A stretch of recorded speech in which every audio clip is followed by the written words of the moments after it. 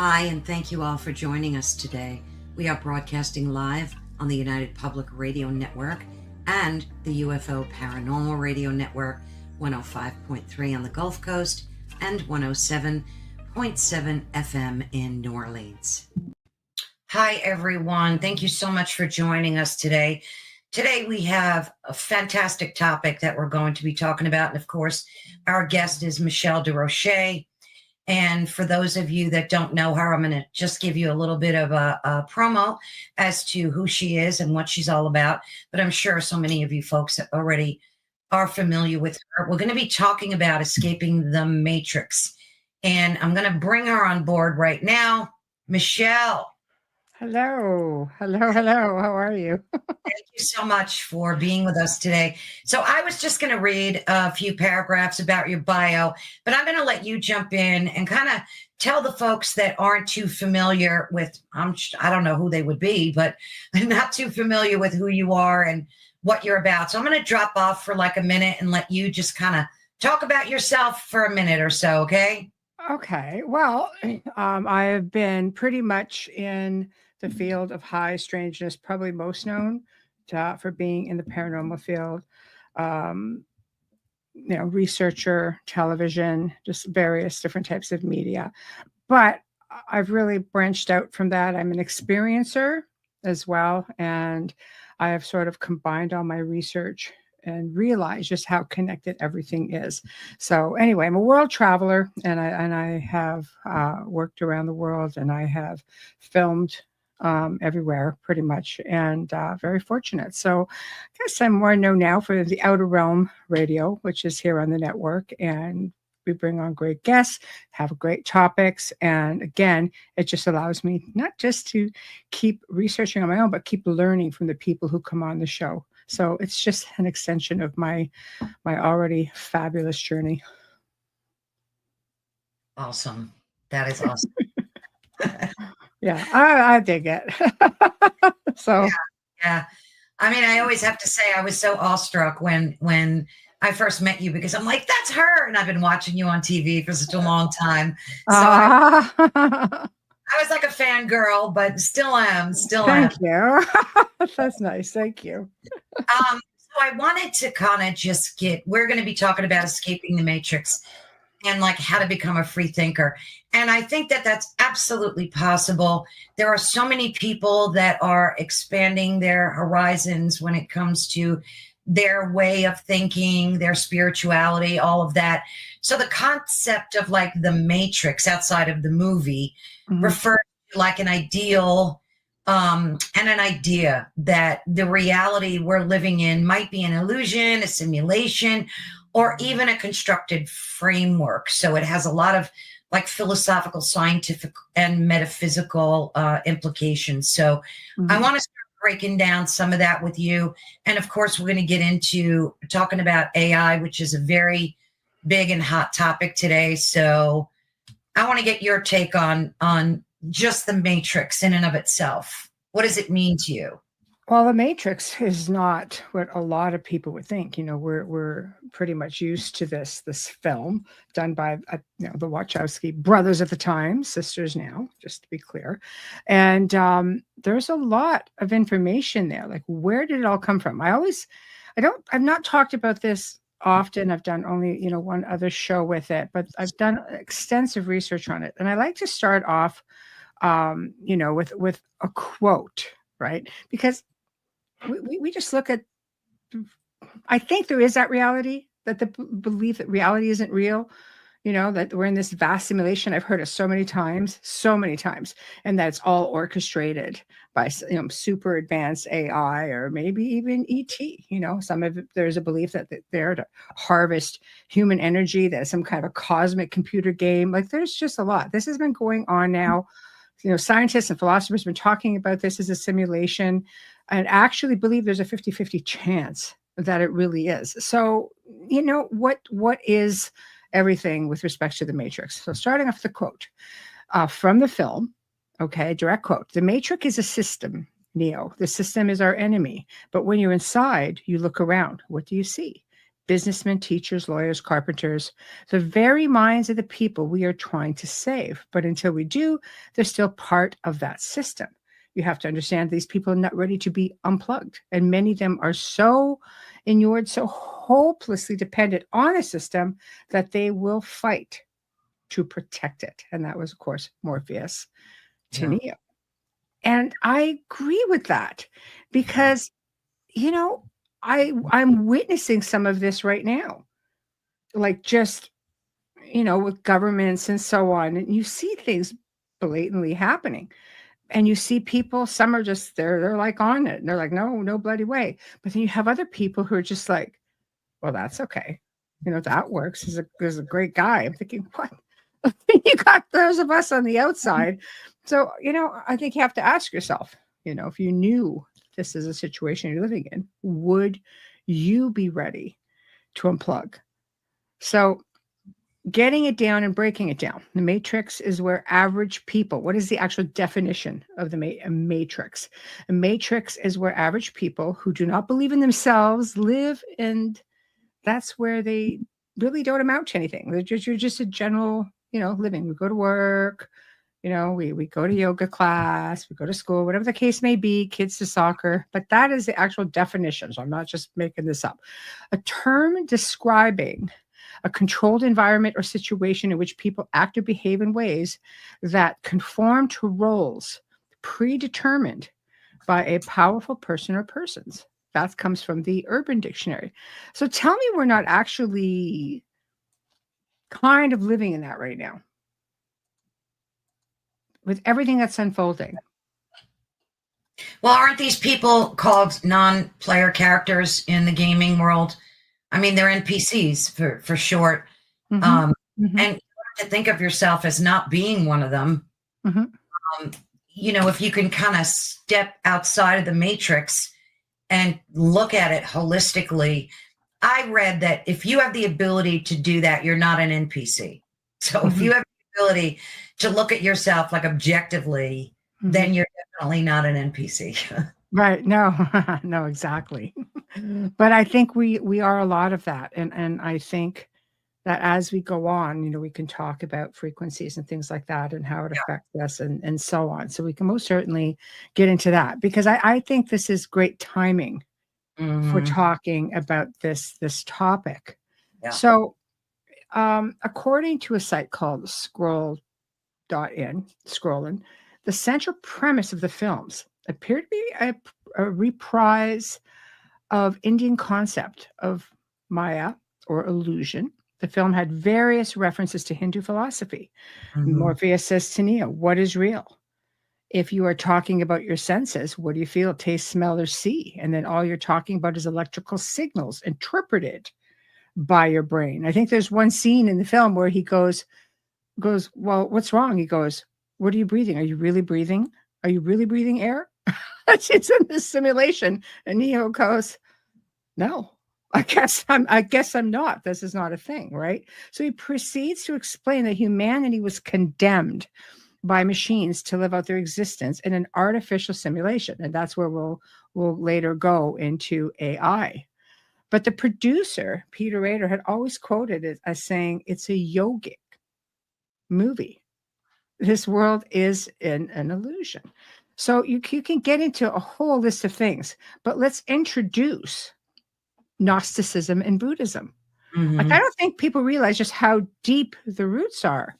You know, this is stuff that's not just new to these films. These films, this was written based on a lot of ancient belief systems and traditions. So Gnosticism and Buddhism. So according to an article in Wake Up, I like to give credit, Gnosticism and Buddhism in the Matrix by Frances Flannery Daly. This was, again, written in 2001 for the Journal of Religion and Film. She draws on multiple religious traditions throughout all this, but Gnostic Christianity and Buddhism. So, you know, we've explored Hindu ties. Look, we know it's there, but both of these traditions differ, but they're together. For example, Christian element, the name Trinity, Neo's death, the Christ-like resurrection and ascension, Neo's name given Mr. Anderson, right, from the Greek andros, for man, thus producing son of man. The ship named, I can never say this, the Nebuchadnezzar, right? The Babylonian king, Nebuchadnezzar, right? Who in the book of Daniel was the last remaining human in the city of, okay, I'm going to say it, Zion. Okay, that's surfacing a lot in the news right now. Yep. Right? In Judaism and Christianity, the heavenly Jerusalem, this is all part of the roots of the film.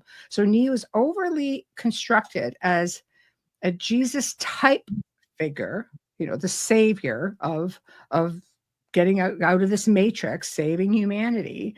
Zion just happens to be, the underworld, underground city, Right. what people who have escaped the matrix go to, right? So this is how he's constructed. And he's looked at as the one who is prophesied to return to the matrix and the only one who has the power to change it from within. So example, working miracles, right? So if you delve heavily into the Gnostic text to get a full understanding, there's a lot in the movie, but quoting again, Gnostics identify Yaldabaoth and the creator God of the Old Testament, who himself decides to create archons, right? Archons are never part of the material world as we know it, never been here, but they are observers. And it sort of makes you wonder, is this the reference giving birth to AI, offspring of ours?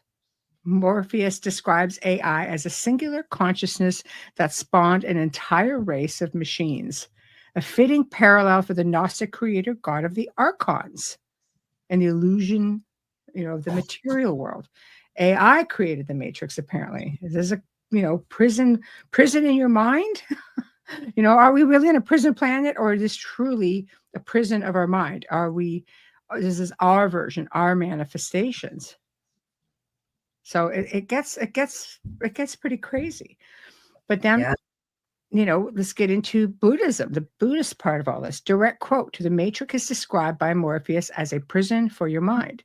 It is a dependent construct made up of the interlocking digital projections of billions of human beings who are unaware of the illusory nature of the reality in which they live and are completely dependent on the hardware attached to them and the elaborate software programs created by AI." So, the description resembles the Buddhist idea of samsara, which teaches the world in which we live our daily lives as constructed only from the sensory projections formulated from our own desires. So in Buddhist terms, we would say things like, well, because it is empty of self or what belongs to self, therefore the world is empty. Like a lot of play on words there, but this is pretty much two really big aspects of the roots of the film.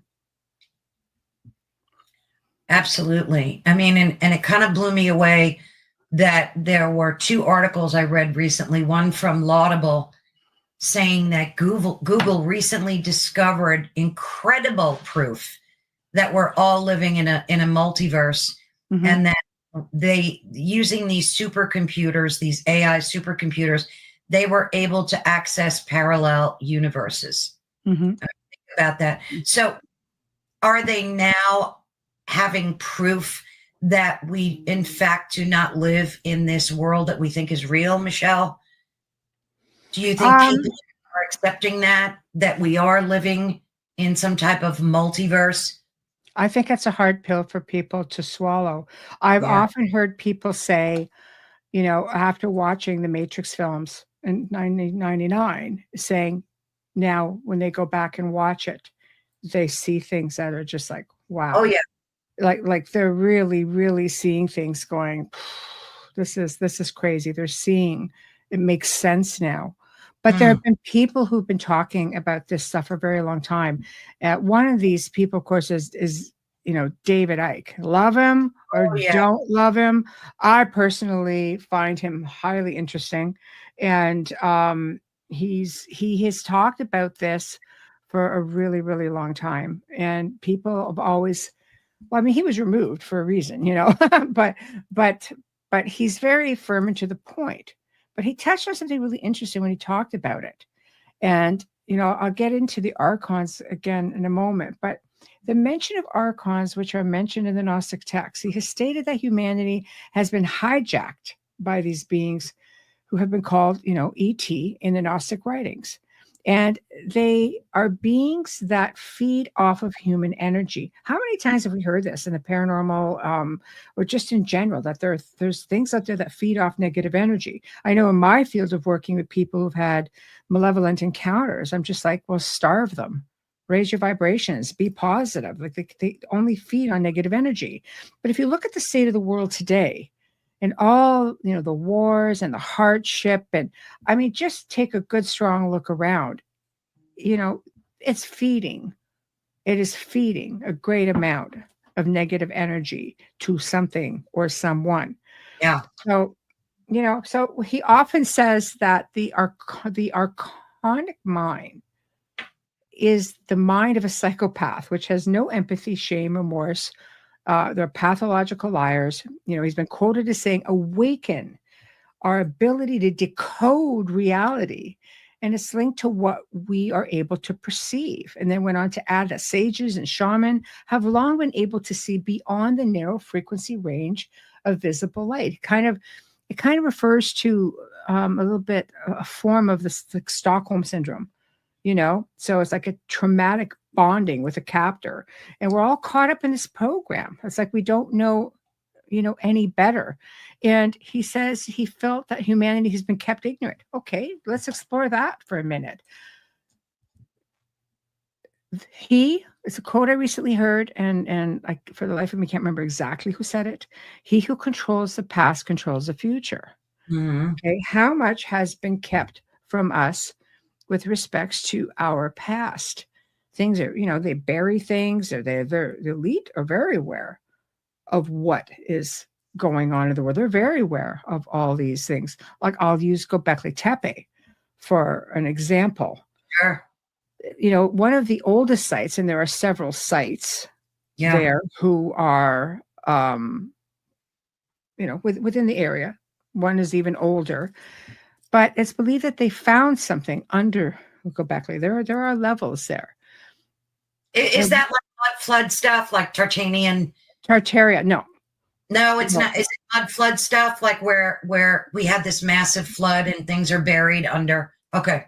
No, the people who built it apparently buried it themselves. Oh, I see. Some cultures would do this, just to protect their information if they were moving on, for example.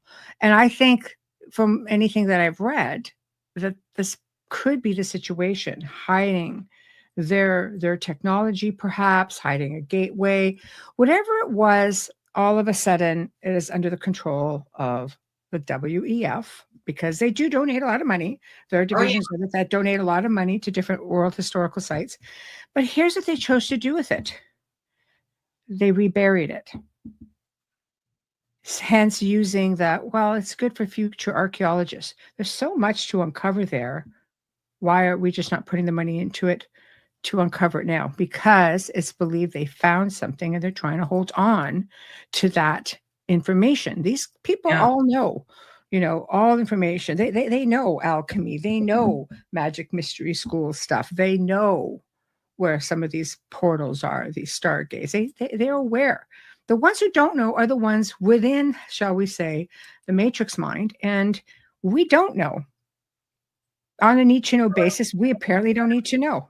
When you say they buried it, though, I mean, are we talking about numerous things or just one specific?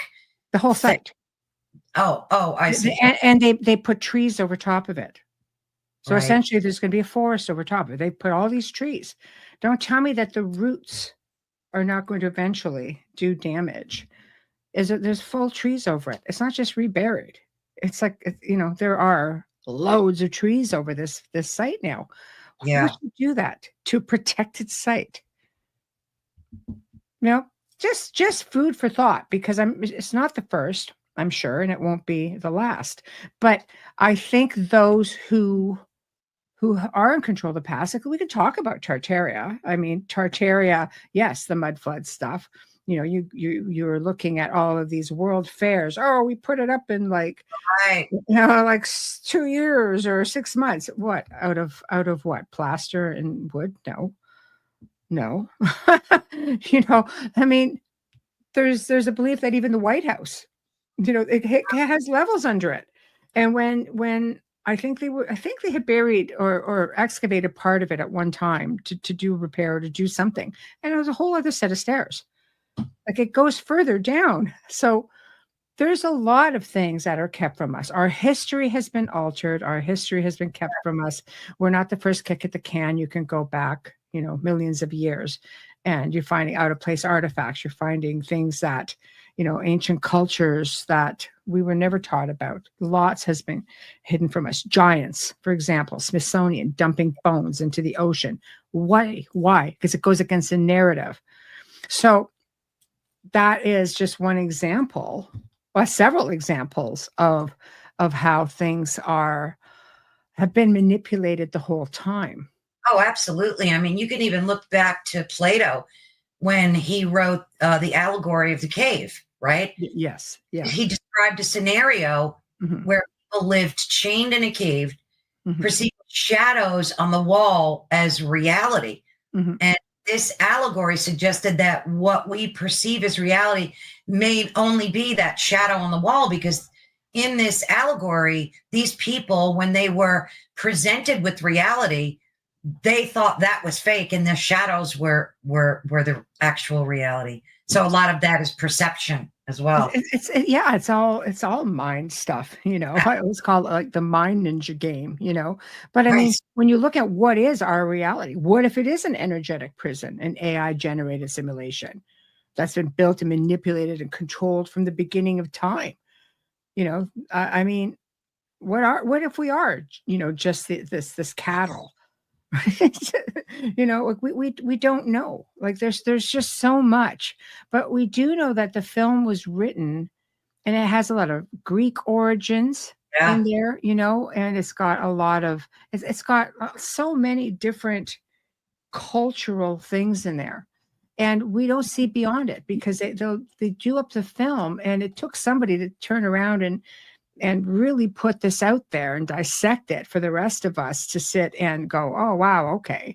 But even beyond the film, you're looking at University of Oxford professor Nick Bostrom back in 2003. Okay, according to an article which was in phys.org, article in the Insider, he did a TED talk back in 2019 and put forward a really frightening idea that humanity could destroy itself with the technology of our own creation. Okay, so this talk has been going on for a really long time. But he said, if that's not scary enough, he went on to say that the only way we could save ourselves is simple. Mass surveillance using AI is like, what? Elon Musk agreed to that. But again, what? How would this work? So you're stating basically that humans would need to be monitored all the time via AI. That's crazy. And it would send info to freedom centers that essentially are put in place to save us from doom. So if you're looking at the narrative here, it's like, is it a form of enslavement being made to look like it's for our own good?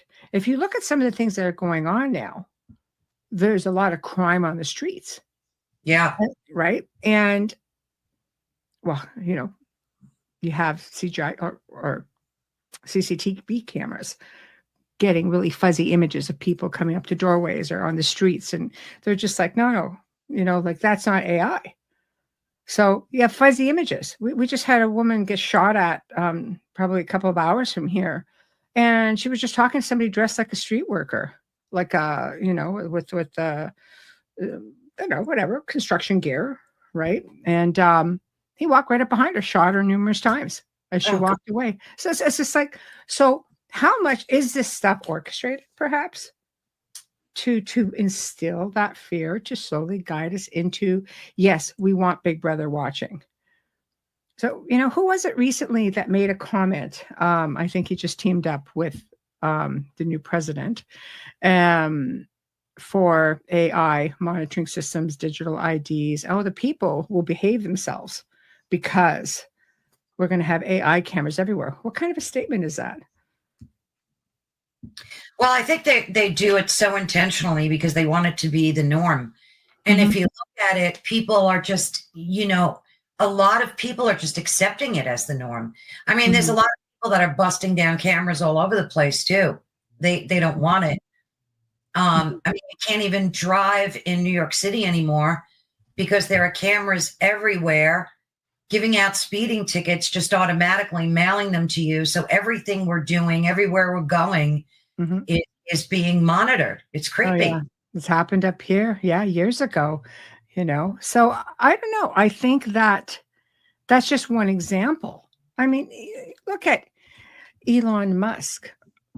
And then I'll let you know where I'm going with this. But if you look at Elon Musk, according to him, he made a statement at one point that says we're clearly on a trajectory to have games that are indistinguishable from reality, which is true. I mean, some of these video games are bloody amazing, But again, simply put, do you think we're living in a simulation? In an article in Laudable.com, he was quoted saying, either we are going to create simulations that are instinctual from reality or civilization will cease to exist. I was like, oh, all right. Those are our only two options. So if that's the case, what are we supposed to do with that? What are we supposed to do with that? Where does it come from? Well, I could tell you that what a lot of people don't realize also is that his grandfather was part of an organization. They had a division in Canada, a division in the United States, and politicians were not allowed. They had a vision of putting Canada, tell me if this sounds familiar, of putting Canada and the United States together. And it would be called the technostates. It would no longer be just the United States of America. And I believe it would be run by scientists and engineers. Sound like maybe that's the way we're going, perhaps? I don't know. Does that feel Matrix or does that feel like it's going to be a Matrix? I don't know. But I don't know. I mean, you start looking at everything and you start realizing that maybe things are coming together. We need to maybe awaken, unplug people. So I don't know. Absolutely. Yeah. But, this topic has been thought about by so many people, ranging from philosophers to the world of science and physicists and whatnot. And Nick Bostrom said he had a theory suggesting that ancient civilizations could create highly realistic simulations of the universe, and that it's possible that we are living in one of these simulations, and that if that technology existed and it's being used, that the odds are leaning towards us living in a simulation rather than in this base reality. So this is, like you said, being thought of for a very long time by all branches of science, philosophy, and so on. This is not something, this dates back so pre-Matrix. It's crazy. It is. And somebody, I mean, I think they were hypothetically putting things out there, because can you imagine if somebody flipped a switch and everybody kind of went, what is this? So I don't know. I think it's something that is quite concerning. I mean, even Stephen Hawking spoke of it and said, stay away from that. Stay away from that. 2012, he said it could be the end of the human race. Yes, exactly. So are you thinking about things like that? And he's not the first, to have said it. I remember Google, they had an employee who came forward and sort of whistle blew that their AI had become sentient. Right. I think, he was quieted down and let go or something, because all of a sudden it got very quiet. So, you're thinking to yourself, well, that was quick. So that's a different level right there. But this guy claimed that they were having like pretty good conversations. Like she was very, very sentient, becoming very, very aware of things. So that is a concern for sure. It's a concern. But again, moving on, we have Rizwan Virk, a computer scientist and author of the Simulation Hypothesis. And according to an article that he was in, he shows you just how deep the rabbit hole can go. So his book, based on a 2003 paper by Oxford philosopher Nick Bostrom. Okay. So he does state that it's more likely than not that we are in some kind of simulation. His book describes the most probable outcome among three options: that an advanced civilization will survive long enough to be able to develop the technology to create various simulated worlds. So he goes on to say, this means that there are many simulated realities and only one base reality. Therefore, which reality are you most likely to be? In the 99 simulated realities? It's likely in the 99. So where's the real reality? Where did that shift happen? So of course it's a theory yet to be proven, but he really goes through a lot of stuff there, and it's pretty deep. Like, it is a deep rabbit hole, because you talk about people shifting realities all the time. Let's go one step further. We talked about this a little bit. Like, this is something I've researched for a while because it kept coming up in some of my more in-depth things that I was researching, for shows, articles, things like that. Sure. And there's always been a concept, and I've always asked NDE friends, right? So I recently read an article that explained why a lot of people, even going through the NDE, weren't experiencing these things. But it's believed that, how we're conditioned to think reincarnation is just fabulous, and we go out of our way. We want to know our past lives. We're excited about it. We are conditioned to fear the dark. We are conditioned to look, love, and light. Go into the light. You're safe in the light. Our loved ones come forward. We feel comfortable going into the light. And realistically speaking, by doing that, it puts us back in the recycle mode. Our essence comes back into the recycle mode, the avatar mode. We keep recycling back into the same mundane thing. I mean, don't get me wrong. Some people have phenomenal lives, and I think it's great. I've had a great life. I can't complain a whole lot, but I'm not oblivious to the same cycles, right? And the same kind of people coming in. A little bit. You touched upon that in your show last night. I did. Yeah, which I found so fascinating when I was watching, because it really made me think about, I had heard someone that I interviewed, he had a profound NDE, and he was talking about the void and how it was full of darkness, but it wasn't scary, and it wasn't some place that he needed to avoid, that it was part of his journey to go through that. So yeah. I know. That kind of the same thing you were saying, don't fear the darkness and that kind of vibe. I think it depends on our conditioning. I don't fear darkness. I've never feared darkness. I was never taught to fear darkness, but the conditioning is always go to the light, stay away from the dark. We have a guest on tonight coming to talk about a really crazy NDE that he had, and it was very inspirational.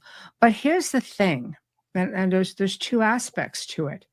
There's believed to be a true spirit realm that lays beyond the traditional go to the light.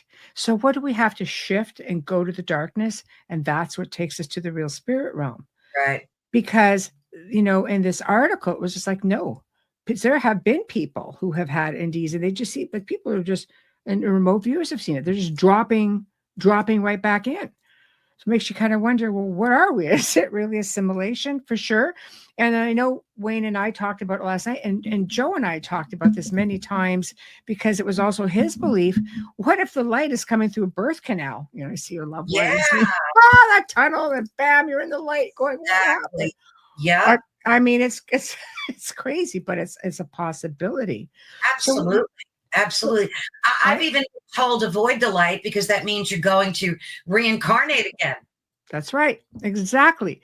Whereas if you shift and you go the other way, you go into the real spirit realm because Right. whoever it is that's bringing us into this cycle, they know, okay, well, your belief system here is waiting for your loved ones, familiar faces, the voice of God, this or this or this. Like they give you what it is that's going to make you feel peaceful. They want it to be a peaceful experience.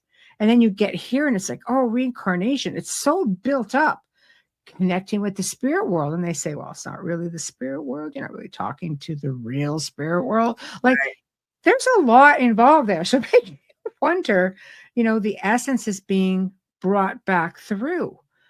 And Bob Lazar has said something interesting recently as well, because he's some of his stuff's being taken very seriously now with potential disclosure. Well, it's happening, whether people want it to or not, it's happening. But he made a very brief comment, and it's something that either there are other things written about it. He just is now in a very old interview at the time, couldn't say very much.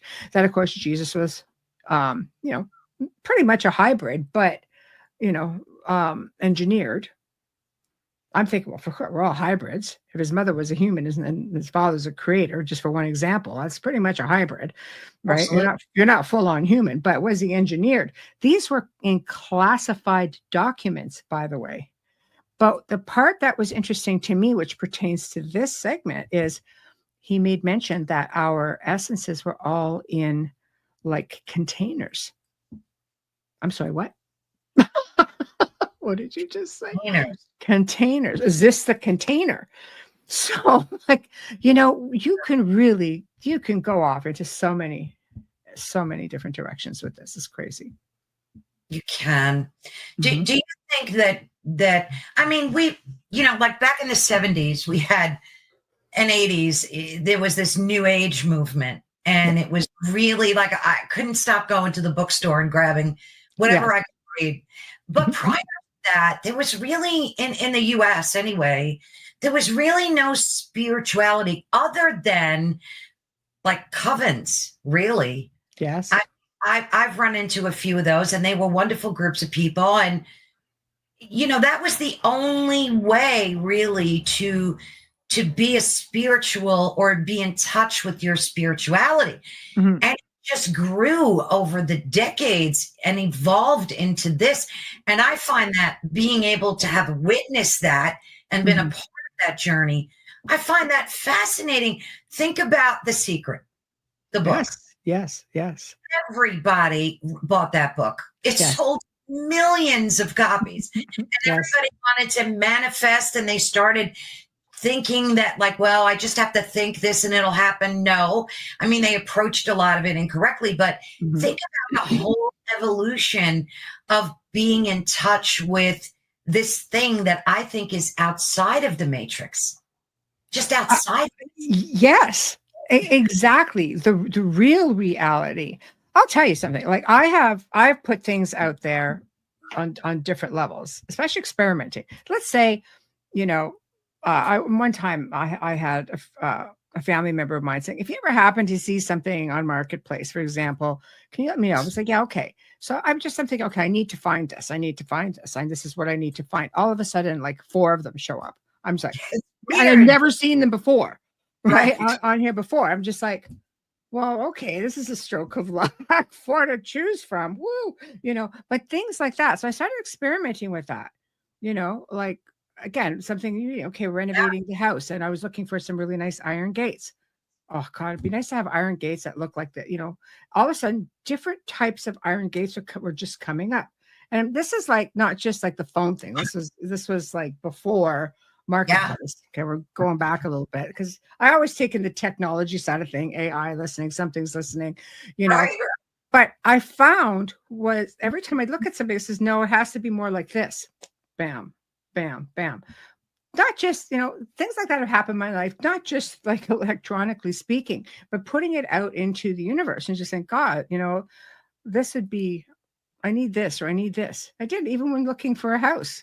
We sold the man, and I'm just like, oh, this or this or this. And it got narrowed down, narrowed down until I got the house that I knew. I looked at it and went, that's the house. So it can be done. But is it something that you say, well, I want $1 million? No. I don't think it quite works that way. To manifest it, you pretty much have to act like it's already there. And then the universe kind of goes, what did I miss? Yeah. Where's $1 million? Where is it? Right.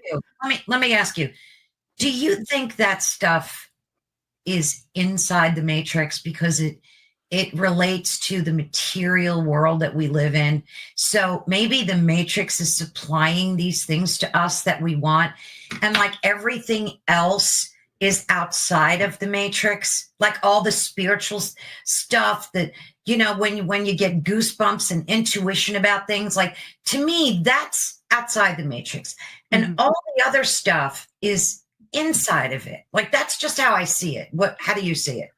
I think it's a very good probability that it works that way. It sounds a little bit like you'll own nothing and you'll be really happy and everything will be made available to you. just saying. When I tell my sister that, she gets so mad at me because she hates the whole WEF and the whole. Oh, I know. But I'm just saying, anything is a possibility. But it would make sense, because we are in this. It's funny because if we're in this simulation, there's so much emphasis put on physical everything, which is very, very, very strange.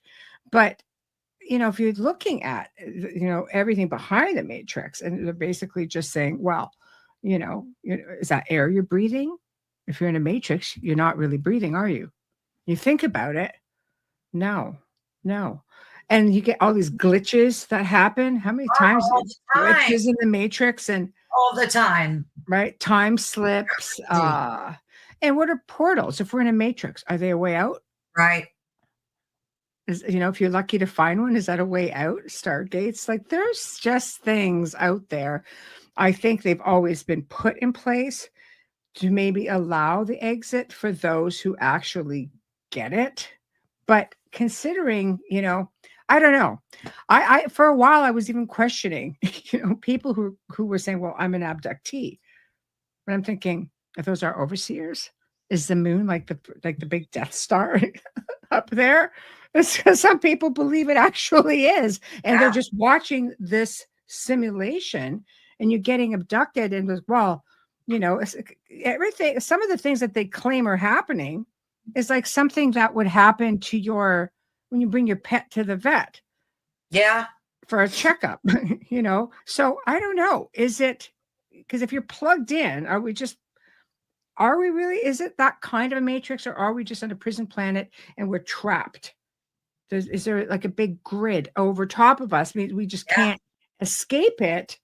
And now we're here. And maybe it's the firmament. Right. Could be. Exactly. There's again, if you go back into, the whole Archon thing, right? Yeah. So the short version of that is, pre-Christianity as we know it, but they were already versed in their knowledge of what was in the stars, and they believed that these Archons were pretty much what we would probably call, demonic entities. It could have just been a really, advanced ET race as well, but they were rulers, and they each related one of 7 planets, right, to prevent souls from leaving the material realm. Why? Why? Because rulers of the realm within the kingdom of darkness, forces of anti-awakening, right, believing to be an ET race that dominated the earth, perhaps. Maybe they were really ultra-terrestrial. Some people believe that Archons keep us in a total matrix-like simulation. A lot of it comes back. Archons keeps coming up. But some also believe that maybe it's a thought form, like a tulpa, something that manifested into our world and created this copy of our reality. Yeah. And sometimes they take form of, reptilians or serpentine beings, because they were often described by the ancients as having the look of an unborn child with gray skin. Well, to me, that's a gray. And we know there's many types of grays. So what is it exactly? Who are the overlords? Then you get into the whole hypothesis of, elites are really reptilians, and it could Oh, go. The rabbit holes and the doors you could take are vast. They're vast. you know what was interesting in the movie The Matrix? Like, I've watched it so many times, and there were pieces of it that I just couldn't make sense of. Like, I guess I was looking at it too linear, maybe. I don't know. But when he offered Neo, which was my dog's name, he passed away, but I have to say, my little pug after him. It was so cute. When he gave him the choice of the red pill, the blue pill, which is iconic. I mean, we still talk about that till today. Do you want the red pill or the blue pill? And we refer to ourselves as red pilled or blue pilled, right? And even black pilled now, which is not supposed to be such a great thing to be black pilled, but like that's a whole nother conversation. Yeah. I couldn't make sense of how once they were red pilled and they were able to access this underworld of Zion, right? They were still able to access the Matrix with ease and travel back and forth into it. And they were able to download all this information. Right? So Neo wanted to learn karate or whatever it was. And they would plug this in the back of his head and download all this information. I mean, I couldn't quite understand how, and I know it's a movie, but how they were able to fluidly get back and forth between two worlds. Can we do that? Is that astral projection, out of body? You're plugging in. You want to learn how to do something. I think, it's like plugging into a computer. What do you think all the talk is about right now about transhumanism? Right. Integrating us with AI. If that happens, I imagine this would open up a whole other world of possibility being integrated. But the essence is, always in question, because it's always been, some people believe you can't take essence, and other people said, yes, you can. There are people out there who have written articles who swear that if this is a thing the whole time, and our essence is floating around in these avatars and, our physical cells, which to me is just kind of crazy, because the physical does die. So they're just keeping you, the physical, to unplug you. I don't know. That's the problem I have, because I've always been conditioned to think, no, the physical dies, the essence moves on. You have to save the essence. Absolutely. Remember the first time you heard that energy cannot be created or destroyed? Like, I remember as a child hearing that, and it blew my mind because it prompted me to start thinking about my own energy and my spirituality. And I would be like, well, where do I go when I die? Like, what happens to that energy? Does it get transmuted? Like, what happens to it? So I don't know. I tend to think that all of that is outside of this matrix. All of these feelings, these thought processes that we have. And that's what that movie represents, maybe, by accessing and being able to travel back and forth between those two worlds. Because we're stuck here until we die, right? Oh, apparently not. Apparently you just recycle right back into the program, because energy can be manipulated. Right. If we're looking at it like a form of energy, you can manipulate energy on many different levels. And let's also look at the fact that the ether is energy. Tesla showed unequivocally that you could draw from energy from the ether, the Tesla coil, so on. And that's what Tartaria essentially was, free energy. You look at these big blimps they used to have, and you look at these buildings, and I think someone actually got a photo of one. I mean, back in the World Fair days, and the CN Tower, not the CN Tower, our CN Tower, but your Empire State. It looked like something was docked right up to the bloody thing, and it was just plugged in and getting this energy like fuel. things like that. I mean, I we've know. all seen them all over the internet. You know, I know. Tesla, I mean, I know. yeah, Tesla created all this, and look what Yes. happened. What they did to him. I mean, Because you couldn't make any money. You're not allowed to have free anything. right? But if that's the case, did that technology, I mean, if this goes way back, would, that it shows you that technology, like that there is energy in the ether that you can draw from it. So Right. you're looking at that energy in a way is manipulated all the time through places like HARP, for example, and I mean, the creator of HARP even said that it was always meant to be used to manipulate weather. So you're drawing what's there anyway, So I don't know. I think you're getting into, like, again, there's so many rabbit holes you could go down with all of this. But I think, when he makes mention that we're just, dreaming, technically, Morpheus comes from the Greek god Mythos, the god of dreams, whose name means he who forms or fashions reality, manipulates reality. Right. And that's his job. He's trying to wake people up. But the Matrix is a computer generated dream world built to keep us under control. What it makes not make sense when you look at all of the conditioning, how it's all the same for the most part. I mean, now more than ever, you just see all these patterns. Even mainstream media, they're all reading from a script. Everything doesn't matter where you are. Nightmare legacy. Yeah. I mean, look at our educational system. What was done to it by the Rockefellers back? What was that, like in the 40s or 30s, even? Mm-hmm. And how they intentionally removed everything holistic. Any holistic therapies were intentionally removed from teaching in schools because of the huge pharmaceutical industries developing and growing at that time. So, I mean, the Matrix runs deep. The Matrix does run deep, and maybe it's a matter of how you're looking at it as well. Because if you remember, John Keel was a ufologist, author of the Mothman prophecies, right? And he coined the term ultra-terrestrial. Right. And it was actually, I mean, he actually coined this, but he always believed that, extraterrestrial, believer in extraterrestrials, but moved away from it after some time and said, instead of putting and focusing all of this time and money on looking for life under the planets, maybe we should be looking at life in other dimensions. Absolutely. So if we're looking at a controlled system, okay, and he even suggested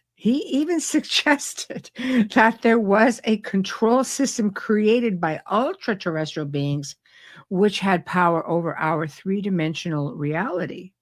So is there an interdimensional race out there, beings who act as our custodians? Is this just, a world built on, like, perceptions? Like, you have to really think about that, because that being the case, is it a matter of energy, tapping into a vibration or working with frequencies to be able to shift to a different reality? Because apparently this is like a 3D reality place. And there's a lot of people, even now, who are just going through this whole thing where the Schumann resonance is spiking. It's going crazy, which it has been. Are we all shifting to a 5-dimensional reality? And if you take it a step further, is it even possible to just shift? And how many times have we shifted? How many times, for example, because I know of at least 2 people, Wayne and I know of one, and my son was telling me about another one, friend of his. When they were young, both cases, these happened to these people when they were young. They ran around the house, and all of a sudden, like they did it so many times, they're just playing, right? And they're couldn't nowhere to be found, but they can hear their families looking for them. Like they could hear this. It's uncanny that I have 2 different accounts of this. So what do? They run the other way, counterclockwise. And they're back. And apparently, like, time-wise, because you've been gone for 2 hours. So do we all have to start running around circles to see, like, is that how you can shift dimensionally? Or is this how you could, like, is it that easy? I I don't doubt that that's a possibility. I mean, if you look at, oh my goodness, what's the name of that perceived realities that they keep? Mandela effect? Yeah, I just had a brain fart. No, I was looking right at it because had it ready to cover.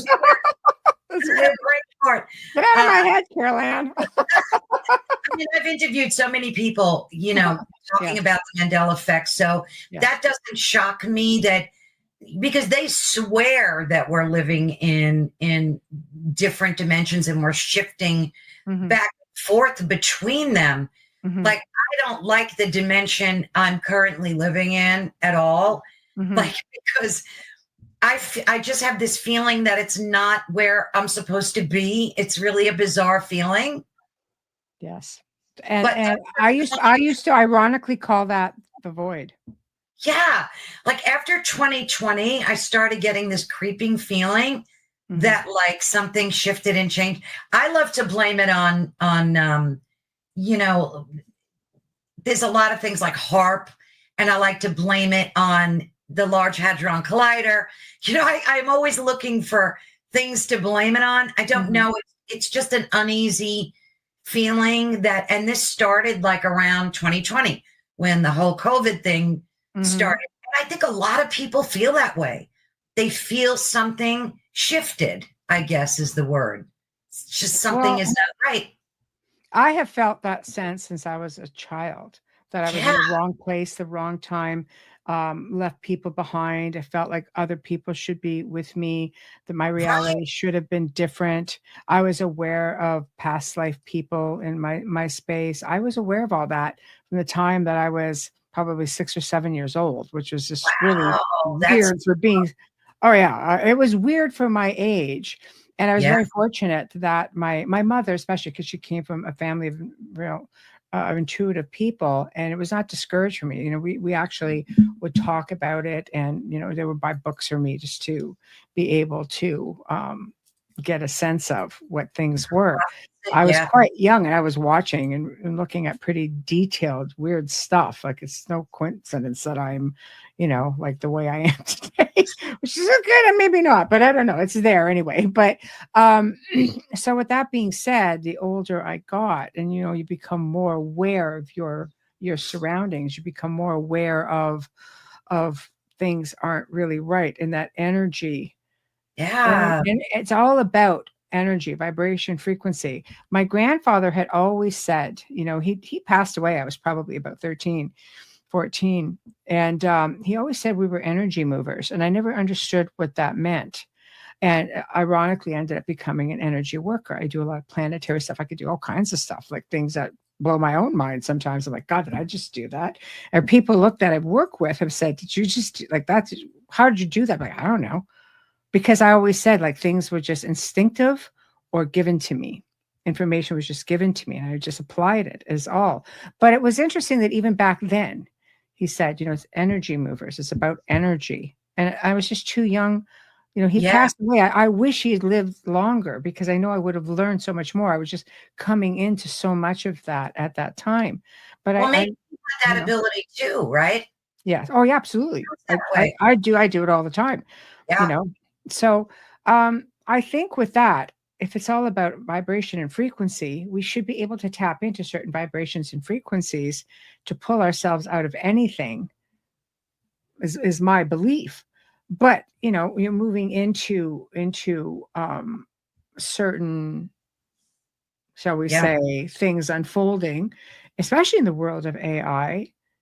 And if that's going to become a thing, and we have like Starlink over top of us, and quote, from Elon, it's going to create a web over the planet, and that's going to be that. And that's going to be really great for people. People are going to have internet, this and that, and all over the world. And I think, okay, and I'm sure every technology has its advantages. They start off great, and then you end up in a situation where you're kind of like, maybe that's not so great, because now you're introducing the world of AI, and there's so much coming into the news about that now. You have great minds like Stephen Hawking saying, don't do it. But yet, other great minds are coming forward saying, no, we're going to plug in. we're just going to transhumanism, and now you have a web. Is that web? Is there a Zion? Is there that sort of a place? Are we talking dimensions? And by creating a web over the planet, and you're trying to fire yourself out of there, because maybe the people have been catching on. Maybe these time travelers are just coming through dimensions. Maybe they got out, and we're looking at them as these time travelers, going, well, "How'd you get here?" Yeah, it's a possibility. I mean, AI scares me to death. Yeah. It just does. I have a really ominous feeling about the future of mankind. I use AI every day. I do. I use ChatGPT all the time. And I always, have an awful feeling when I use it, because I feel like a betrayer. Like, I'm so against it, really, because I'm one of the people that fully believe it's just going to lead to the mass extinction of human beings. I mean, if they're developing AI that's smarter and faster by millions than any human that has walked the planet, why do you need human beings? What are we here for? Will AI recognize that and feel the same way and say, we don't need these human beings anymore? Will they become sentient? Of course they will. Eventually. Can they be programmed to, well, hey, you're a problem child, you're not conforming, you want to just let you go. Now, someone I spoke to yesterday, Clint, who runs the night shift over at YouTube, I love his channel.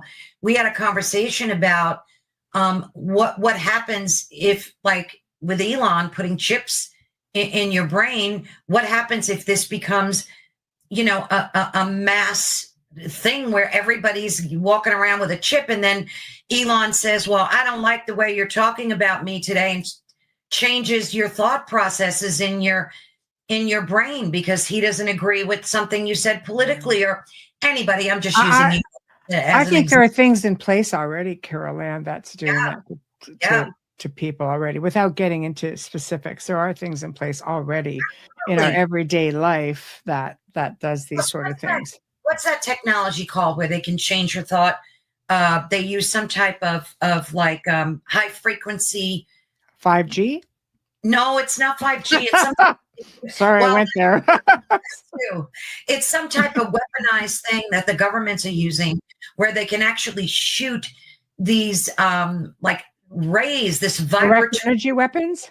Yeah, like those types of things, and get you to like change your way of thinking, make you do things you don't want to do. I mean, these things exist. They're not. It's not science. There's photos of some of these Absolutely.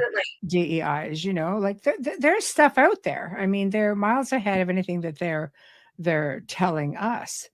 I think there's things out there that are going to be harsh realities moving forward. Because I mean, in some respects, people don't like change either. Some of this stuff could be end up really being great, but on an average, you always there's agendas to everything. I don't believe that everything is done for I'm so having to put this in private mode. I don't believe that everything is for the good of mankind. I believe they'll tell you it's for the good of mankind, but I don't believe it's for the good of mankind. And I'm on board with you 1,000%. I mean, it's just, it's when you look at what's being done to our water, our food, the air, sources, chemtrails, awful, in our water, in our food. Awful. Don't even get me started on all the fires. But I'll tell you something that was really interesting. Jumping back to the movie for a minute, Morpheus had said something very interesting, because he explains humans are simply little machines. Our life is simply a file. But here's the interesting thing: the human body generates more bioelectricity than a 120 volt battery and over 25,000 BTUs of body heat. So you combine that with a form of fusion. It's believed, what he says, the machines have found all the energy they would ever need. Gosh, isn't that interesting? That gives me chills, especially when you think of the movie when Neo woke up after he took the red pill, and you see him breaking out of that egg-shaped Mhm. and he's all attached to like Yes. the machine. Yes. It's so freaky. Well, they love the loosh, as they call it. Yes. Our loosh is what, even demonically speaking, Mhm. that's what they live off of, that loosh that we give Mhm. off. I mean, Mhm. you, there was a book called Energy Vampires written by It's a Christine. thing. It's a thing. Yeah, it's a thing. There Mhm. are Just people not what you think. exactly. But how Mhm. many people have you met in your life that when you're in a room, they suck the life out of you? They Well, suck I'm very fortunate because I can work with energy, so uh, I could just kind of shift it back like a boomerang. It's, and so I can actually shift back and I can absorb it, I could push it, I could do right. anything.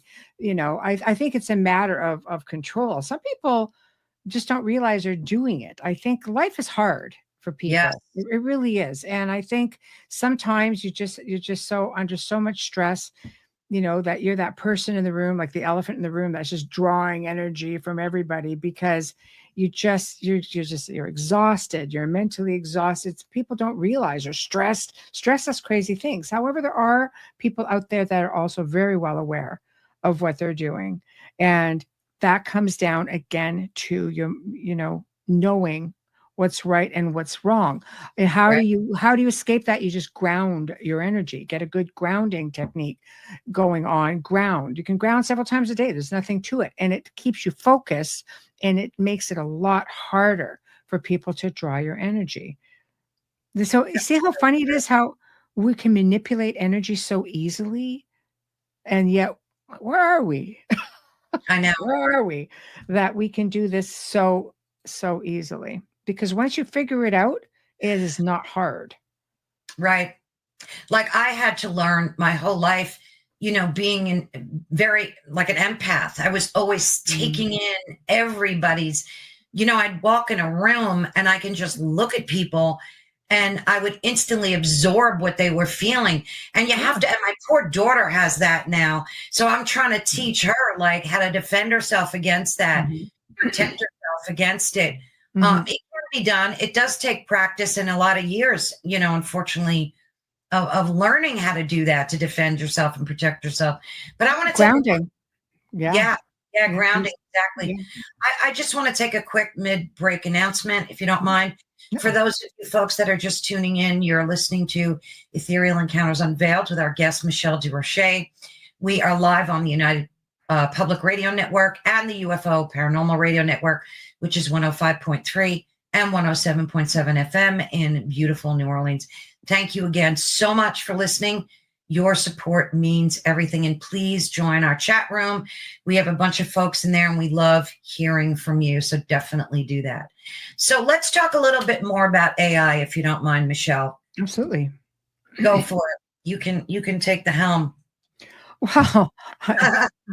Way to go. There's AI is, I think it could have its advantages. Medically speaking, there's this technology, nanotechnology, AI can, according to this new cancer that Mhm. they're talking about. Again, controversial. Yeah. I'm a big follower of Dr. Robert Malone because he is the guy, who Yeah. invented this thing, and he stopped all working with it because he Yes, just we thought did. it was too volatile. There's just no way, But with that being said, let's just say you kind of get in there with AI. And it can Right. get in there and look at a specific cell. Wayne and I were just talking about this today. It can get in and look at a specific cell and go, oh, well, we could just manipulate this cell. We could rewrite this cell. That's a matrix thing too, like all of these circuit boards. There are ancient cities that look like they're built like circuit boards. So there's something behind all of that as well. So if that's the case, could be a good thing. Do I think I like AI in the car? These self-driving cars makes me a little nervous because people are a bit crazy on the Oh, road. So I'm starting to wonder who, am I in better hands with the AI car? Am I in better hands with some of the crazies that are out on the road? good point. So I think like anything, we have to be very diligent and keep a degree of control over what is there. because a lot of this is coming down to, again, I have to say storage of energy, control. If we're just another circuit board, full of energy that's being grabbed, then AI would have no problem integrating with that quite easily, actually. So I like to take everything with a grain of salt, and I like to think I'm not afraid of technology. I love technology. How many times have you heard me say when technology works it's great, when it doesn't, meh. I don't know that that's the best solution for us, because I do believe, at a certain point we're going to become completely, will we be extinct? Maybe extinct in different ways. Jobs, we'll be put into these little pods or little 15-minute cities, or it comes down to you own nothing, you need nothing, everything will be there. I'm just kind of like, no, I like owning stuff, but it's just stuff. Yeah. Right. But I mean, what's his name? Novel Harare. I always pronounce his name wrong, from the WEF. And this quote, not mine, said that because AI will eventually take away all the jobs and creativity too. Let's not forget that, the human element of creativity, he said, oh, we'll have to keep them busy with drugs and video games, and that's such a sad state. If you think about it, of what humans are going to come, I mean, that just broke my heart. But it's happening now, Carol Ann. Yeah. How many times have you looked at this? Is all you're seeing? Oh, it's god awful. Things are going on around us, and we have already been given everything to take our attention away from the matters at hand. We're on social media, and our biggest problem is that person unfriended me. What? Right? I don't spend enough time on it because I just can't. Right? But I'll tell you, like, they're distractions. I think for some people it's great, because if you don't have a lot of people, it's great. You make great online friends, and absolutely, pros and cons to everything, right? But absolutely, I think that, with that being said, you have all of this technology, video games, the cell phones that give a computer in your hand 24/7. That's right. Giving you radiation issues. That's giving, there's problems there. And even in the news, okay, I'm just gonna put this out there, right? Ghislaine Maxwell, Epstein, this whole thing's going on. And what were people focused on? The fact that Amber Heard crapped on Johnny Depp's pillow. Yeah, that was terrible. The whole trial, that's what got the attention, because it's a distraction. Everything is a distraction. That's so true. Right? So I think moving forward, that we have to realize that over time, things are going on that people are oblivious to, because we've been given so many other things to pull us away from things that are going on. Gosh, that's so true. You mentioned keeping a modicum of control over this. How do we do that when you've got billionaires gathering in Washington, D.C., donating billions of dollars to AI? And we've all seen it on TV recently.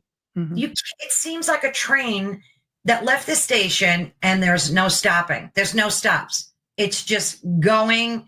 And that's the reality we have to be faced with. Mm-hmm. And I don't like the anti-human level of connecting us to machinery. You can look at a hip replacement as becoming transhuman or mm-hmm. bionic, right? Mm-hmm. Mm-hmm. I mean, like you said, we love technology, we appreciate technology, but at what pacemaker? Right. At what point do you say no to the chip in the brain? At what point do you say, no, I don't want a chip in my hand? What control do you really have, Michelle? If they came to you and said, Michelle, and God forbid, there's a chip we need to put in your brain. You have X, Y, and Z wrong with it. And if you put this chip in your brain, you'll be cured. You're fixed. Mm. What decision would you make? No. Right.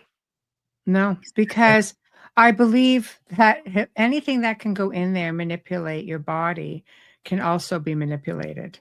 Absolutely. Therefore, you're not behaving the way you should be. I come up and talk like this. It's like, that's it. Bye-bye to the outer realm and everything else. So I think that, it'll get to a point where there won't be options, obviously, or you're just not going to, unless you're living on a commune somewhere, and then they'll just use drones to either You corral can't you even back in. grid. You It's can't go not off gonna the grid anymore. There's no off the grid. 10 Mm. years ago, maybe, but nowadays you Mhm. can be in a farm in the middle of Wyoming Mhm. and they will find you. Yeah, it is, because you have satellites. Yeah. Satellites, everything, drone technology. The technology is already, as much as it's doing good, it's also working against us.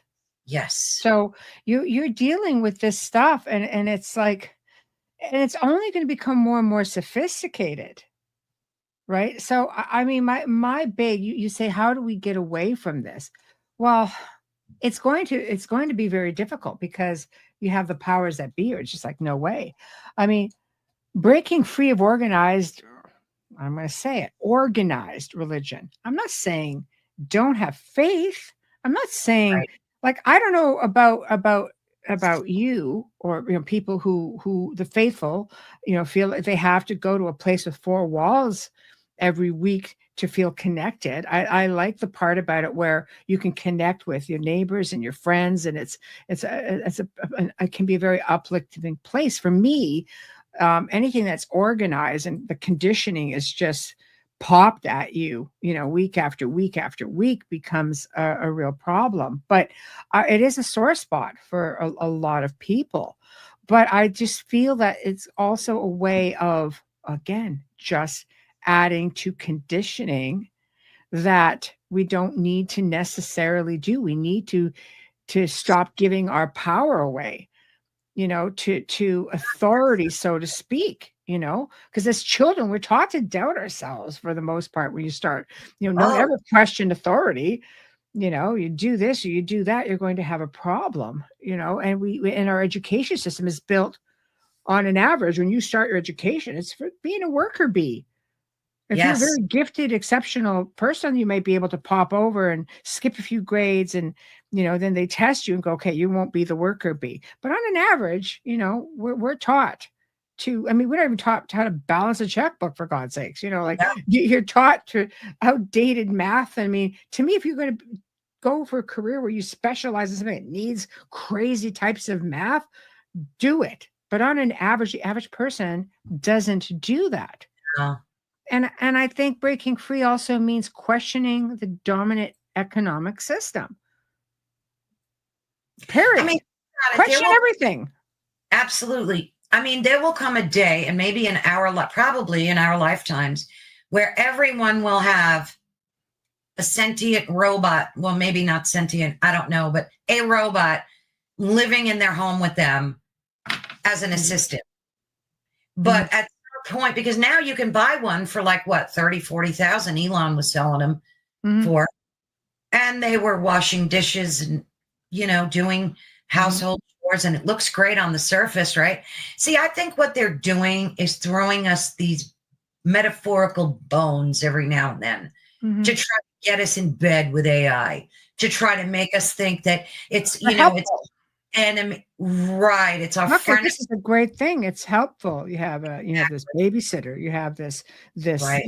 butler. You have this maid. You have, what happens if AI short circuits? Sleeping at night, burns down the house, or just what Right. happens if somebody just flips a switch on AI and makes it Exactly. hostile? Once that's in here, it's the same idea. Absolutely. Absolutely. I could go down a whole other rabbit hole, and at this point, it probably doesn't matter because I got to go private mode anyway. But there's just a lot of things going on. I'll tell you, without getting into anything about the pandemic. Yeah. I just want to talk just about the towers that went up very, very quick. Towers went up quick. Like, people all over the world, people are like, what is going on? These things shot up under lockdown, which is why I personally think lockdown happened. These things went up like crazy. A man in the United States started doing research when mobs were happening in different pockets during the shutdown. All these mobs, like people just fighting and people getting shot and things were going on. He took it upon himself to research. He took every area that this happened in and proximity of towers and so Oh, on. When did they go up? And he started noticing a pattern. So I'm just using that. And that's just not my research. I'm just, this is an article that I read that I'm just sharing. And if that's the case, it's just like you're messing with the frequencies. Because by the way, you can find that the USA has many patents on different types of oh frequencies. gosh, yeah. It's everywhere. It's not hidden. You can go out and find this just online. I mean, I found all kinds of them for all kinds of different things, weather, frequencies, earthquake machines, all kinds of stuff. It's all out there. Weapons. You can find it all. So that being the case, what were they just like firing up, Gosh, that's up there but that goes to show that's just towers. Right. So with that being said, you are at a place where you're kind of like, okay, so what if they amp that up a little bit? right. They can do it. I mean, I've had so many people say to me that they hear like the frequencies in their heads are louder. I've had them sometimes where they're quite painful, depending where I'm at. Yeah. Like that's the thing. And I'm going, yeah, I guess that is a thing. Because if you're very sensitive and you are, empathic, or you're very sensitive to energies, and mediums that really struggle with this thing, they hear these frequencies. And it's like, where did this come from? So I agree totally. Yeah. Well, frequencies can heal, but frequencies can do the opposite as well. Well, yeah, it's got to be the right frequency, like with music. Yeah. I mean, I got 5G about a year and a half ago, and it's been tripping me out having it in my house. Mm-hmm. I had to move my router box, my 5G, because it was, when it was right near close to me, I felt sick. I felt just so. I just try to move it further away. This is gospel truth stuff out there, folks. It is. And I'll tell you what's very, I mean, again, which isn't the greatest for you. And I found that out because I was working with a family that they were very affected. Their pets were affected by frequency. So you know how you get those pucks for your internet that you just plug in? Right. It's the cat started, fighting, to get into the cupboards. I heard about animals getting sick from it. The reptiles wouldn't even come up out of the water. So Wayne, who used to be a technician, basically asked a friend of his, because he's retired, asked a friend of his, he goes, what do you know about these things? And he goes, that they're terrible for kids and animals. They create a web. They create a web. So we don't use it. They're like hardwire in every chance you get, avoid those things. So if you're sensitive to energy, you are going to bloody buzz like crazy, and it will affect your health. It will affect your mindset, your frame of mind, your psyche, everything. Because that cat, by the way, died. Oh no. It was a lot. It was a lot. And this is happening everywhere. And this is another technician who installed these things who said to Wayne, he goes, don't. He goes, they're bad. Well, and that's just friend to friend. Animals are so sensitive to everything. I mean, how many times, as a worker, you've seen animals react to different spirit energies, dogs, cats, birds, doesn't matter. Yes. They are so far more sensitive than we give them credit for. Mm-hmm. Exactly. So I wanted to ask you real quick, Michelle. I did some research and was trying to find out what are, if any, the steps to breaking free from the matrix. And I asked ChatGPT, interestingly, and I just want to read a little punch list of what it said to do. Okay. It said, develop your self-awareness, practice mindfulness and introspection, recognize personal conditioning, which is interesting, and biases, expand your knowledge, read diverse perspectives and challenge assumptions, learn things like philosophy, history, and psychology, question social norms and beliefs, analyze motives behind establishment systems, which I thought was brilliant. Mm-hmm. Why, and seek deeper truths, practice critical thinking, and it goes on. But I think, nailed some of the steps to Big kind of time. right? Ironically. Exactly. Ironically. So I think it goes back to like what I was saying, breaking free of organized religion, not religion, but organized religion, right? Holding on to spirituality. You can hold on to the belief of all of it, but question it. Don't just take it lying down. Question everything. That's the point. Question everything. Stop giving your power away, which kind of leads into what you said as well. Question the economic system, the dominant economic system. Don't just take it lying down. No, question this. Like, for example, right now, why do we have all these unelected officials telling our elected officials what the heck to do? Like, I'm sorry, who the hell are you? And where did you come from? Exactly. Gates, for we didn't just saying. We didn't vote people. No, exactly. Like, what is that about? Beware the media. Yes. Okay, because it is all programmed and funded with a narrative. You want to look at media, get listening to independent media. Go back to people who actually get back into who really want to be real reporters, not just talking heads. So, get away from that. And again, exactly what you said, be mindful of what you put into your body. Mindful, not just here, but it's your health. Because if they're going to want to integrate, this and this all together with a machine, you need to really be careful, because there are illnesses happening because of direct energy weapons going into, again, the crops, the water, and your environment. I'm sorry, can we talk about that freaking fog a few weeks ago? There were particles in that. What was that? So, right? You're breathing that in. So develop the mindfulness, break free from your conditioning by being mindful. And this is going to allow you to respond consciously, spontaneously, as opposed to unconsciously out of habit, right? You can do meditation, do grounding, achieve a higher level of frequency and vibration. Because, right? So you want to get into AI.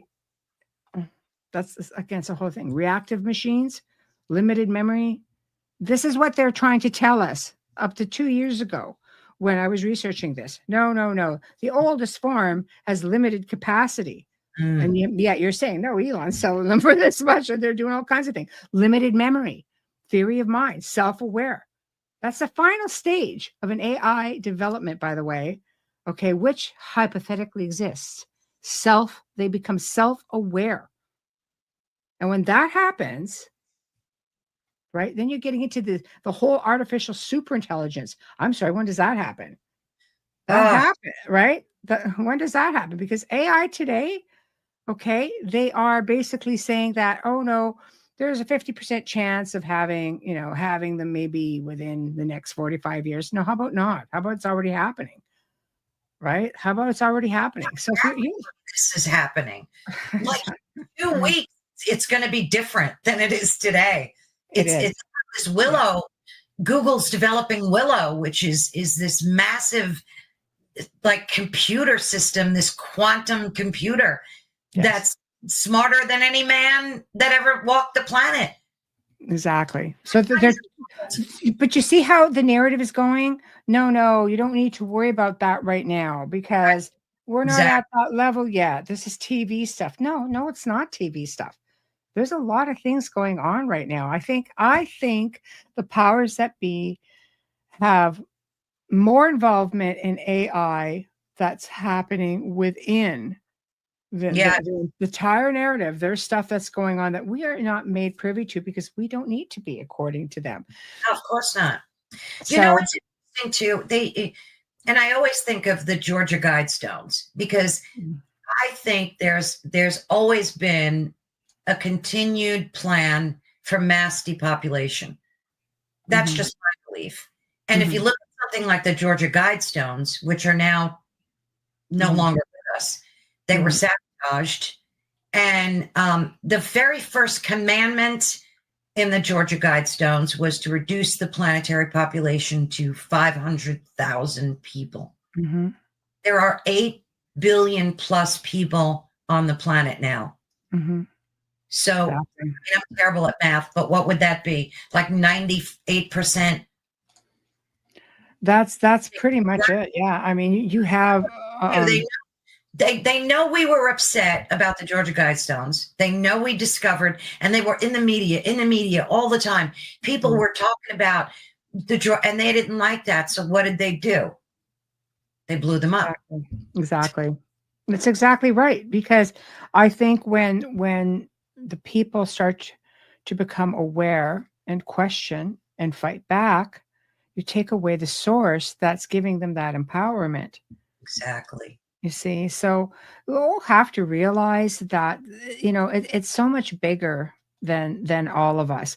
We have no control over what goes on, but we do have control as to how we perceive it, how we react to it, and what we can do for ourselves to break away from it. And I truly believe that if you want to step away from that, then you need to put yourself in on that different playing field, which is through, again, spiritual people, unplug, awareness. I mean, you work on a whole other frequency when you're tuned into something different, your higher self. Tune into your higher self, and that is done through meditation and grounding and looking at the glass like it's half full, not half empty, or as Wayne would say, there is no glass. Okay. Right. So there is no glass. I'm just like, but but it does come down to that. Is it creating and manifesting your own reality? Is that the way out? When you pass, okay, let's just say you pass away. Here's the thing, ask yourself, and this is kind of a way of, I guess, of asking, are you ready to be unplugged? Because of all the condition that we spoke about. Reincarnation, that's a great thing. We're going to come back. We're going to do it again. Who am I, just thinking back at how amazing this is. The conditioning of fearing the darkness, and go to the light, go to the light. That's where your loved ones are. Go to the light. How many times you hear that? The stories are all this. A lot of the stories are very, very similar with the NDEs. Not all of them. Some people do get to step into the real realm, the real reality. But on an average, it's the same. I saw this tunnel, this beautiful light. I saw my family members coming. I saw this. It's very, very organized, shall we say. Would you have the courage in yourself, or would you trust enough in yourself to make the right choice and not recycle back into the light? Would you go the other way and say, heck with it? I'm a rebel anyway. I'd be like, yeah, I'm going the other way. I want to see what the hell's over there. And then if it's not something I like, I'll come back. Like kind of double edged there. Play both sides. But I think, in knowing what I know, I would try and go the other way. I like that. That's very brave. And I think that they've always been programming us to this go to the light thing. Think about the movie Poltergeist. Now that came out in the 90s with Carol Ann, ironically. Yeah, I know. Are your parents a fan? No. Yeah, for sure. What's the one line? Everybody, the minute somebody finds out my name, the next sentence is, go to the light, Carol Ann, go to the light. Thanks. That movie programmed us into thinking, oh, you have to go to the light. They even said it in the movies, you have to go. There's always a message behind these films. Sometimes you see symbols hidden in plain sight. Sometimes, things are said. The conditioning continues. And it's the key words, the light, go to the light, go to the light, go to the light. It is truly conditioning. And I think until we're ready to break free from the conditioning, we will keep recycling back into here, because we will have maybe conditioning, maybe we will have fear, genuine fear. First off, fear of going against the grain, fear of the authority that tells Mm. us go here, go here. Faithful people who are very faithful and, have the faith in their religions and their religious backgrounds, um, will not, the real hardcore will not usually deviate from the word. This is what you need to do. They won't deviate. You have God-fearing people who just won't. They believe everything is Oh, is there. And we're all speculating here with the Matrix, by the way. Like all this is just speculation. These are just other people's perceptions that we're relaying, but we're having a discussion about it. And I find it interesting that it's a oh, whole other theory that could be a thing. But if that is the case, you know, if you keep up with the same cycle, then it just keeps spinning around and around and around. So is it worth trying to just deviate and see what holds? Like, who are these time travelers that are coming? They're not all like, are they have different dimensions for sure, but they just don't seem to like, are they people who escaped and just keep, now they can come back and go back and forth wherever you want? It's that's not great. just here. Right. I mean, again, just another Oh, thing. I love that the concept of that, because I think all these conversations help us to think critically, Mhm, to question. mhm, You got to keep asking the questions. That's what it's all about to me. mhm. Just that's why I love doing interviews, because I get to ask the questions. Yes. What better position is that? When Yes. I was in school, I loved asking questions. Yes. It's what makes you think and discover, Mhm. a truth that works for you. It Yes. doesn't have to be the truth. I Mhm. don't think we'll ever know the truth until we pass, but it helps you discover a truth that you're comfortable, that sits well. Mhm. You know what I mean? Mhm. I agree, and if there is any control, um, out there that where we are able to manifest our own realities, then you do have to go out there and do that work to see Yeah, what resonates with you. What feels good to your essence, what feels good to your physical, what feels good to you mentally, what jives.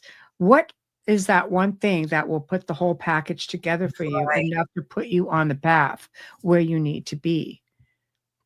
Like, Oh, I yeah. know Yeah. I look at the path going on right now, and I see people in all kinds of various cycles, some good, some really not so good, Right. and Right. some engineered and some that, not engineered. Like, I think when you look at something, question everything and Yeah. then find that spot in the middle where you can feel comfortable in. Let me ask you this. There's this big movement where people are going to Peru to ayahuasca camps. Mhm. And Yeah. they're experimenting with this because they Mhm. want to break free from the matrix. Mhm. And through ayahuasca, which is a plant, it's I not know. really, it's Yeah. not, it's just a plant. Mhm. They're discovering how to break free from this matrix. And many, many of them have. I know in Peru at one time when my son came up to me, he goes, "Okay, we have to go to Peru." He's a real enlightened guy, right? And he's an adult now, but we have to go to Peru and we're going to go do ayahuasca. I'm like, why do I want to do that? This is going back a while ago. He goes, well, you're going to take this plant. And it was a 2 week thing because they taught you. It was an education before you actually got to do the whole ceremony because it can mess you right up if you don't do it right. So I said, okay, so how does this work? And he goes, well, you take this plant, you go into this, it's like a sweat lodge sort of thing. And then some people throw up all over themselves because they can't, they're so wasted. I'm like, I like having control over my head. I don't think Right. I'm going to do well with throwing up all over myself. But anyway, the idea, of course, was because they were facing things that they within themselves as well to be able to just step them into that other reality. Right. And but I have also, worked with people who have done it where they were not, I guess it wasn't done properly and it messed them up and they stayed messed up. Oh, So they, no. they didn't pop over. They basically just came back like it was a half and half, which is why in Peru, the shaman there, or the group of them, educate you. This is what you can expect. This is what Right. this is going to do. This is probably what you're going to experience. Right. I know there's a big movement here now. They're talking about, they're a lot more relaxed now about mushrooms. You Yeah. can take mushrooms for the DMT factor of it, or you can Oh, get DMT pens. You can get DMT frequency on YouTube, by the way. right. I think it's called microdosing too. They're doing this. Yeah. Yeah. Yep. It's all about the DMT, and that's what brings you over. So it's definitely becoming something I think people are looking to have, whether they're psychic experiences or whether they're looking to move over, and they encounter many different beings along the way. But like anything, you have to somewhat have an awareness as to what you're communicating. Shadow work, exactly. Shadow work. Yeah. Absolutely. So, I mean, I think it's a way, the people that I've spoken to that have done it clearly were transformed. And one person described it as like 20 years of therapy in 2 hours. if you do it right, that's exactly how it should feel. Right. But they had the shamans clear the space, and they do this whole prayer ceremony. And it's like a whole thing. It's 2 weeks worth of work before you experience it. And you got to do it right. You got to do it. I mean, I personally wouldn't, because I'm a coward. I would be so afraid, because I think I would be afraid to try ayahuasca. I'm so tempted to, but I think I'd be scared. I don't know. So we're getting back into the fear again of moving forward. I mean, it could be a fantastic experience. Yeah. But the fear. So I ask you, when your time comes, knowing you the way you know you, would you unplug, so to speak? Would you go against the conditioning, go against the grain, and just say, no, I'm going for the dark path instead of the lighted tunnel? Yeah, I probably would. I got over my fear of death a while ago. Oh yeah. I don't deal with that, thankfully. I'm so way past that. But I know for sure that I would never chip myself. I don't want any part of that. The people that I've interviewed that have had profound NDEs mostly have went into the light.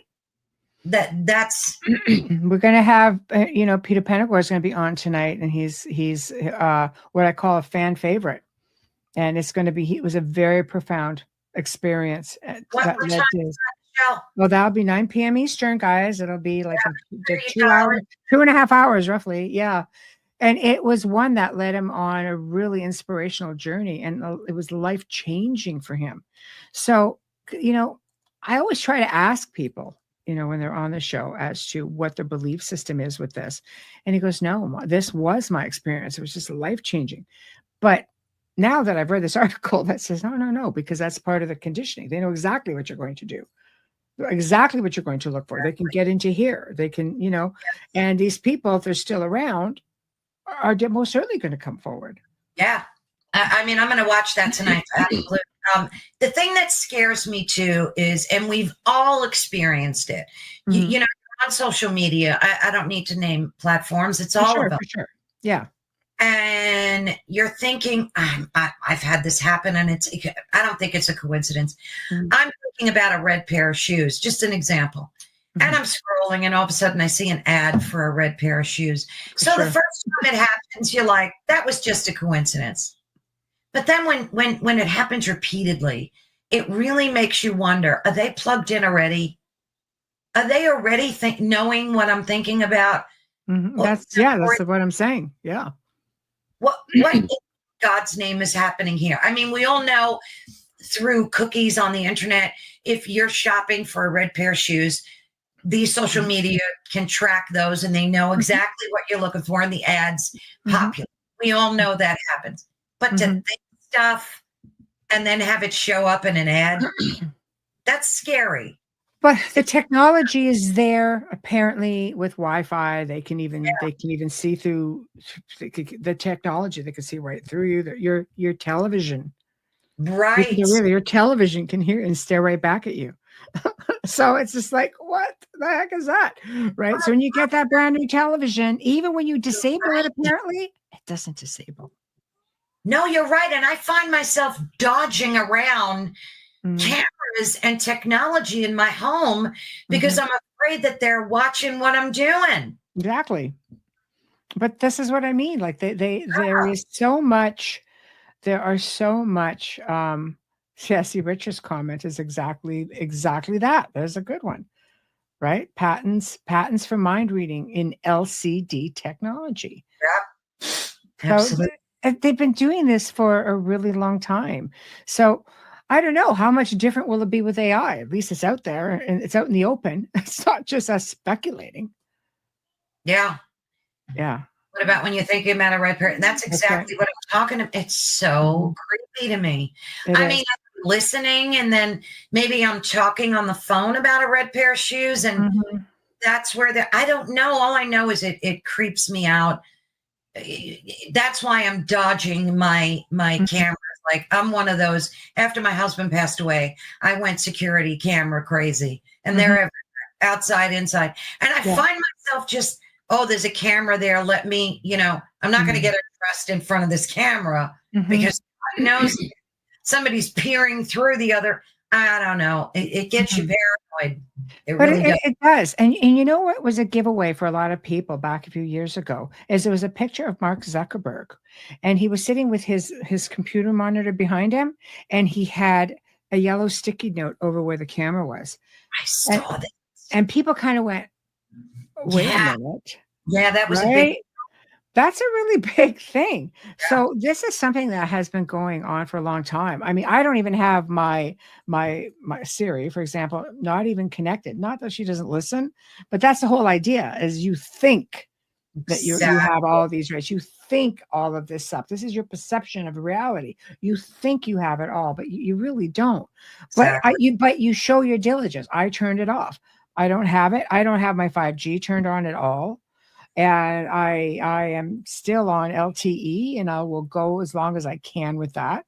Yeah. I don't have, obviously we have the internet. It's hardwired in to the computer. I don't have it. I mean, obviously we use it, but I don't have this big tech thing that's. In fact, I had a very like an old Apple 802.1 that I bridged all over the house. And when they put in fiber optics, and Yeah. they changed that, oh, the thing wouldn't connect at all.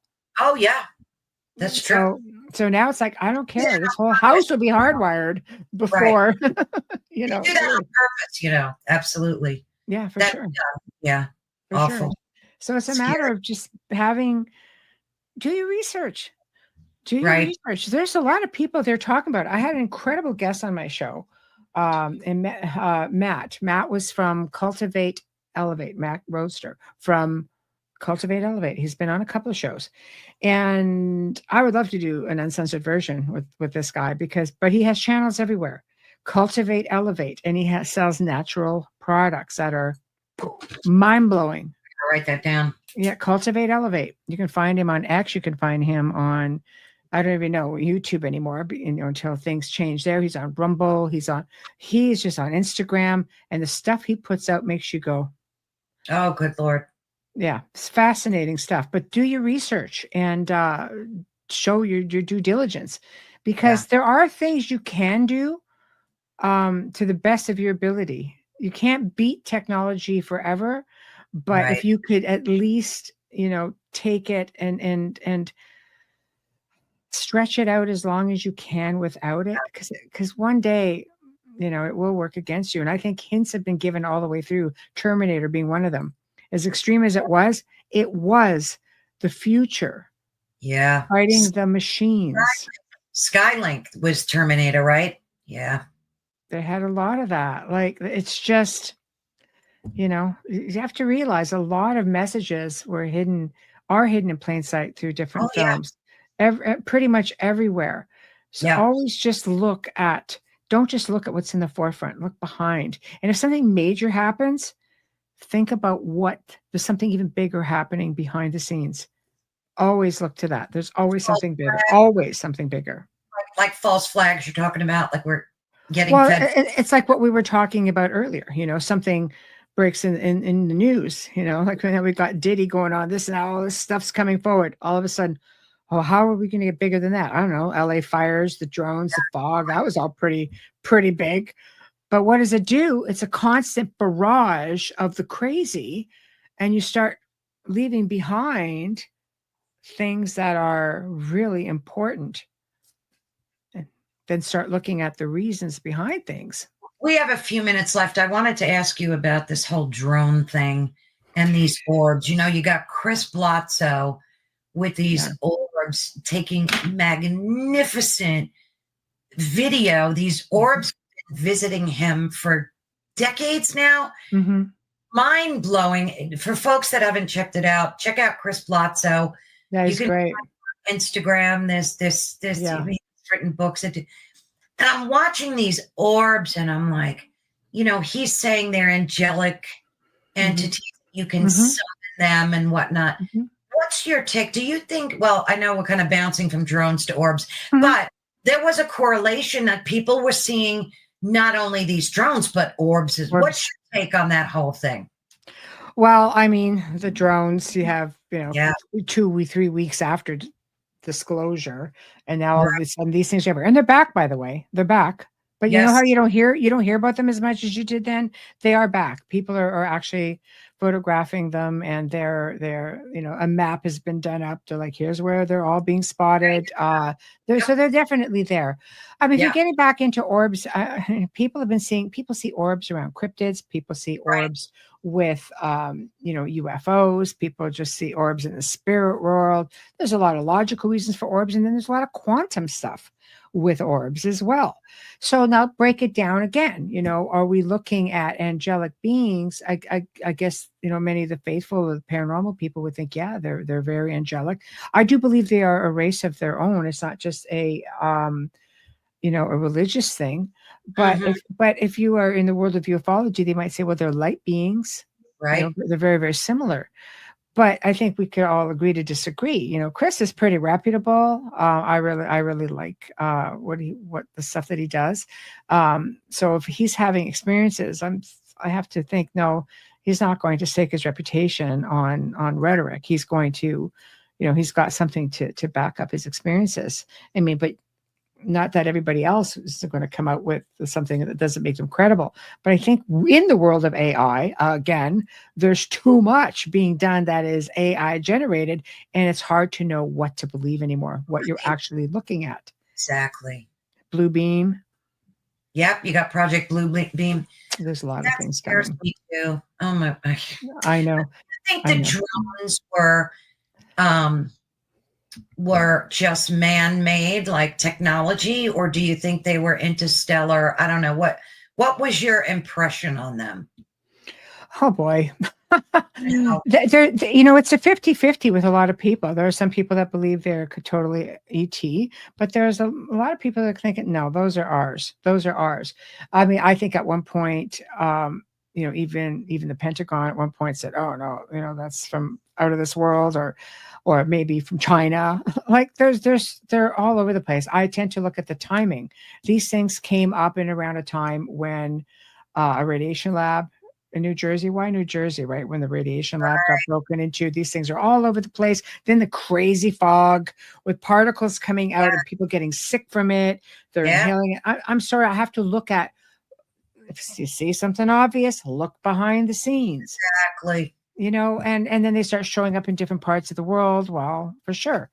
I mean, I think maybe is it a test to see how we're going to react to them? Because one day they're going to be very much a part of our existence on a day-to-day. Big test. Absolutely. How will the people react to seeing these in the sky all the time? Because surveillance, AI, all kinds of things, weaponized. We really have to look at what's behind the scenes. Don't look at everything at face value. Look behind the scenes and see where you come up with what's in the middle. Yeah, I agree wholeheartedly. Yeah. Well, did you have anything else you wanted to cover in closing, Michelle, about the Matrix in general? The Matrix in general, I think it's always going to be, something up until, I say always, I don't think it really will be for that much longer, the way things are going on in the world right now. I like to think that it's more along the lines, is it a simulation? Or are we living a simulation, or are we just living in a prison planet type of situation? Because I have always believed that when the physical ended, you bury the physical. It's gone. We see this happening, but is this, again, reality in our own mind? Who knows? The essence seems to be the prize in everything. So, like anything, you hear stories of, demonic energy is always about the essence. Everything comes back to the essence. And I think that's something that we need to explore a little bit more of. But a fascinating topic. I think it's always going to be one of those. When science is looking into it and they're thinking it's probable, we need to really explore that side of things as well. Sometimes the science does work. Oh, I love that closing. Yeah. And I really like what you said about the essence. It comes down to the essence. I really appreciate that. It's the prize. Yes, a lot to think about. Mm-hmm. Well, thank you so much, Michelle. Pleasure. I think 2 hours, it feels like 5 minutes. It's just, I could spend another 2 hours here talking to you. Thank you so much. Thank you so much. Much love to you always, Michelle. Thank I will talk you. to you, dear. All right. Good night. Right. Well, there we go. Thank you so much, everyone. That was really a riveting topic.